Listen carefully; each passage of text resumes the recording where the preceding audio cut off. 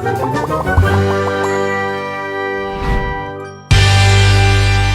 Stories की दुनिया। लालची मुर्गी वाला और चालाक वकील की कहानी। रियासपुर शहर के बीचों बीच अद्दुक नामिक मुर्गी फरोश की दुकान थी। वो मुर्गी फरोश मुर्गी बेचकर अपना घर चलाता था। एक दिन एक आदमी मुर्गी लेकर कसाई की दुकान पर आया। भाई जरा ये मुर्गी काट कर इसका गोश्त बना दो, मैं जरा आगे से सामान लेकर आता हूँ। आदमी मुर्गी वाले को मुर्गी देकर अगली दुकान पर सामान लेने चला गया। इसी दौरान शहर का काजी उस मुर्गी वाले के पास आया और कहा, अरे ये मुर्गी काट कर इसका गोश्त बना दो। नहीं काजी साहब, ये किसी की मुर्गी है, मुझे गोश्त बनाना है, इसका मालिक आता होगा। नहीं, मुझे यही मुर्गी चाहिए, तुम मुझे इसी मुर्गी का गोश्त दो, और जब इसका मालिक आए तो उसे कहना मुर्गी उड़ गई। काजी साहब इस तरह तो मुझ पर केस कर देगा। काजी साहब हंसते हुए बोले, अरे पागल, वो केस लेके तो मेरे पास ही आएगा ना, मैं फैसला तुम्हारे हक में दे दूंगा। ये सुनकर मुर्गी फरोश ने गोश्त काजी साहब को दे दिया। काजी साहब गोश्त लेकर चले गए। इतने में मुर्गी का मालिक मुर्गी वाले के पास आया। लो भाई गोश्त तो दे दो।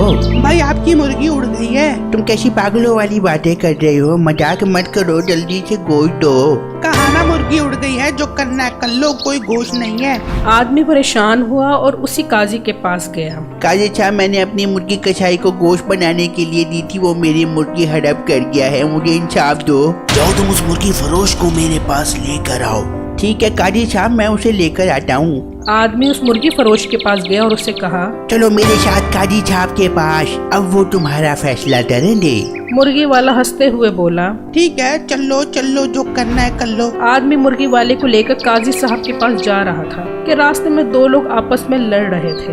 मुर्गी वाले इन्हें छुड़वाने के लिए गया तो मुर्गी वाले की एक उंगली एक आदमी की आंख पर लग गई और उसकी आंख फूट गई। तुमने मेरी आंख फोड़ी है, मैं तुम्हें नहीं छोड़ूंगा। भाई मैं इसे काजी साहब के पास लेकर जा रहा हूँ, तुम भी मेरे साथ चलो।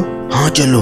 अब मुर्गी वाले के खिलाफ दो लोग हो गए। मुर्गी वाले ने देखा तो वो डर कर भागा और एक खम्बे पर चढ़ गया। खम्बे के नीचे एक बूढ़ा आदमी खड़ा था। इतने में मुर्गी वाले का पाँव फिसला और वो उस बूढ़े आदमी पर गिर गया और बूढ़ा आदमी मर गया। तुमने मेरे बाप को मर दिया है, मैं तुम्हें नहीं छोड़ूंगा। भाई मैं इसे काजी साहब के पास लेकर जा रहा हूँ, आप भी हमारे साथ आ जाओ। अब तीन आदमी मुर्गी वाले के खिलाफ हो गए और तीनों अपना मुकदमा लेकर काजी साहब के पास पहुँचे। काजी साहब, इसने मेरी मुर्गी हड़प कर ली है। काजी साहब, इसने मेरी आंख फोड़ दी है। काजी साहब, इसने मेरे बाप को मार दिया है। काजी साहब ये सुनकर हैरान रह गया कि मामला तो सिर्फ एक मुर्गी का था, अब ये दो केस और कहां से आ गए। काजी ने दिल में सोचा, मसला तो हल करना ही पड़ेगा। पहले तुम बताओ तुम्हारी आंख कैसे फूटी। काजी साहब, मेरी एक आदमी से लड़ाई हो रही थी, ये आदमी आया और उसने मेरी आंख फोड़ दी, मुझे इंसाफ दो। काजी साहब बोले, एक तो तुम लड़ रहे थे, ये तुम्हारा जुर्म है, अब तुम इंसाफ चाहते हो तो तुम भी इसकी एक आंख फोड़ दो। ठहरो, इसकी एक आंख फोड़ने से पहले तुम्हें अपनी दूसरी आंख भी फोड़वानी पड़ेगी, फिर ही इंसाफ पूरा होगा। ये सुनकर आदमी गुस्से से बोला, रहने दो काजी साहब, बड़ा आपका इंसाफ, मैं अपना केस वापस लेता हूँ। अब तुम बताओ ये तुम्हारे बाप पर किस तरह से कूदा। काजी साहब, इसने खंबे से मेरे बाप पर छलांग लगाई और मेरा बाप मर गया। ठीक है, तुम भी उसी खंबे पर चढ़कर इसके ऊपर कूद जाओ। काजी साहब, अगर ये इधर उधर हो गया तो मैं तो मर जाऊंगा, ये मेरा मसला नहीं। अगर तुम बदला लेना चाहते हो तो ऐसा करना पड़ेगा। रहने दो काजी साहब, मुझे इंसाफ नहीं चाहिए, मैं अपना केस वापस लेता हूँ। मुर्गी मालिक ने जब दोनों के फैसले सुने तो वो बोला, काजी साहब, जितना अच्छा इंसाफ आपने इन दोनों के साथ किया है, मुझे उम्मीद है मेरे साथ भी ऐसा ही इंसाफ करोगे, इसलिए मुझे इंसाफ नहीं चाहिए, मैं अपनी मुर्गी माफ करता हूँ। नतीजा, अगर आपके पास काजी को देने के लिए मुर्गी है तो फिर वो भी आपको बचाने का हर हुनर जानता है। एक दफा का जिक्र है, जामपुर नामी गांव में एक किसान अपनी बीवी के हमरा रहा करता था और एक टिंकू नामी बंदर भी इसके साथ रहता था। किसान बहुत गरीब था। आप कुछ कमाकर क्यों नहीं लाते, घर में खाने के लिए कुछ नहीं है। मैं कहाँ से कमा कर लाऊं, मेरे पास काम करने के लिए कुछ नहीं है। ये कहकर किसान जंगल में चला गया और रोने लगा। इतने में उसकी बीवी भी वहाँ आ गई। अरे आप क्यों रो रहे हैं, मेरे पास एक तरकीब आई है। किसान परेशान हुआ और उसने पूछा, तुम्हारे जहन में क्या तरकीब आई है? मेरे पास 30,000 रुपए हैं जो मैंने जमा किए हुए हैं। इन पैसों से हम एक गाय लाते हैं और उसका दूध बेचकर तो हम अच्छा गुजारा कर सकते हैं। किसान को उसकी बात बहुत अच्छी लगी। हाँ तुम ठीक कह रही हो। हम आज ही गाय खरीदने जाते हैं, उसका दूध बेचकर तो अच्छा गुजारा कर सकते हैं। दोनों मियाँ बीवी गाय लेने के लिए पहुँचे। भाई ये गाय कितने की दे रहे हैं? 60,000 रुपए की बेच रहा हूँ, लो पैसे दो और ये ले लो। किसान 60,000 रुपए सुनकर परेशान हो गया, क्योंकि उसके पास सिर्फ 30,000 रुपए थे। नहीं भाई, ये तो बहुत महंगी है, मेरे पास तो 30,000 रुपए हैं, तुम मुझे 30,000 में ये गाय दे दो। ये सुनकर मालिक को बहुत गुस्सा आया। तुम्हारा दिमाग खराब हो गया, दफा हो जाओ। किसान गाय मालिक की बात सुनकर मायूस हो गया और दोनों ने फैसला किया कि गाय तो इतने पैसों में नहीं मिलेगी, हमें घर जाना चाहिए।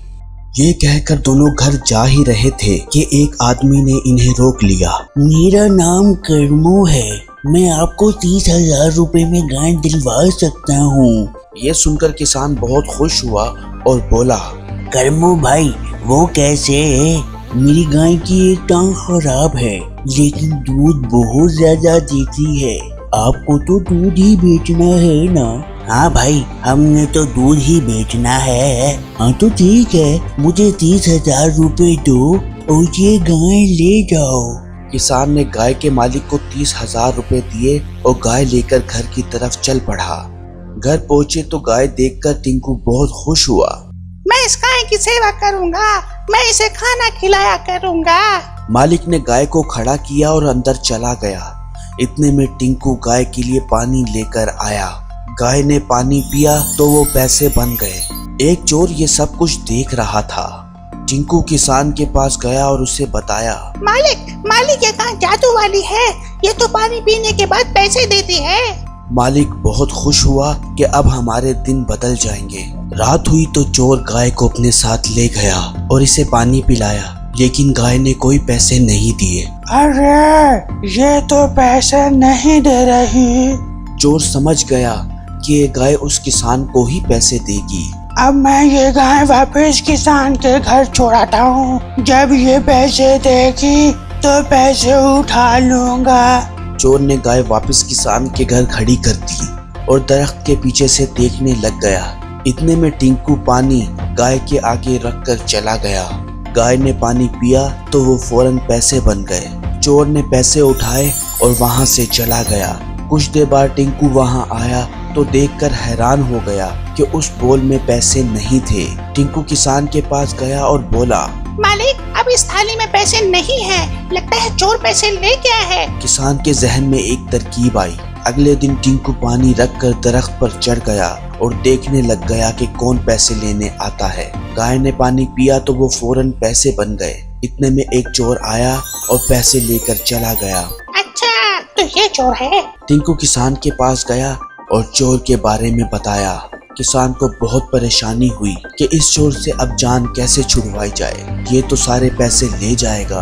अब किसान ने एक चाल चली। टिंकू मेरे जहन में एक तरकीब आई है, हम उस थाली में नकली पैसे रख देंगे। ठीक है मालिक, मैं कल वहाँ नकली पैसे रख दूंगा। अगले दिन टिंकू ने इस थाली में नकली पैसे रख दिए और दरख्त पर चढ़कर देखने लग गया। कुछ देर बाद चोर आया और नकली पैसे लेकर चला गया। टिंकू किसान के पास गया और कहा, मालिक वो पैसे ले गया है, मगर ऐसा करने का क्या फायदा होगा? किसान हंसने लगा और कहने लगा, तुम देखना अब ये चोर नहीं आएगा। जब ये बाजार जाएगा पैसे लेकर तो इसे मारेंगे। मालिक बहुत अच्छा सहन पाया है आपने, ये तो बहुत अच्छी तरकीब थी। अगले दिन चोर पैसे लेकर दुकान पर गया। दुकानदार ने चोर से पैसे लिए और गुस्से से बोला, ये तो नकली पैसे हैं, तुम मुझे नकली पैसे दे रहे हो, मैं तुम्हें नहीं छोड़ूंगा। चोर ने ये सुना तो फौरन वहाँ से भाग गया और फिर दोबारा वहाँ आने की हिम्मत नहीं की और फिर किसान हमेशा के लिए सुखी हो गया। देखा दोस्तों, अगर हम मुश्किल वक्त में थोड़ी सी भी समझदारी से कोई काम लें तो हमें बहुत फायदा हो सकता है और हम बड़े से बड़े चोर और दुश्मनों से अपनी जान छुड़वा सकते हैं।